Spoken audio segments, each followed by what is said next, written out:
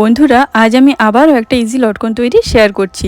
প্রথমে 4 কোণা করে 3টে টুকরো কেটে নিচ্ছি, 3, 3.5 আর 4 ইঞ্চি মাপের। তারপর কোনাচি করে দুবার ভাঁজ করে এইভাবে সেলাই করে নিতে হবে। বড় থেকে ছোট টুকরোগুলো পর পর চাপিয়ে একটা শেপ দিয়ে আমি কেমন সেলাই করছি দেখো, এভাবে করে নিতে হবে। আমি এখানে নীল আর গোলাপি কালার ব্যবহার করেছি শাড়ির কালারের সাথে ম্যাচ করে। তারপর বড় বড় করে সেলাই করে নিতে হবে সুঁচ সুতা দিয়ে।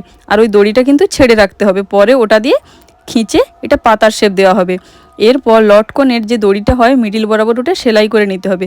সেলাইয়ের পর দেখো ওই দড়িটা দিয়ে আমি কিভাবে হালকা হাতে খিঁচে এটা পাতার শেপ দিয়ে সেলাই করে নিচ্ছি। খুব ভালো করে সেলাই করে নিতে হবে এটা।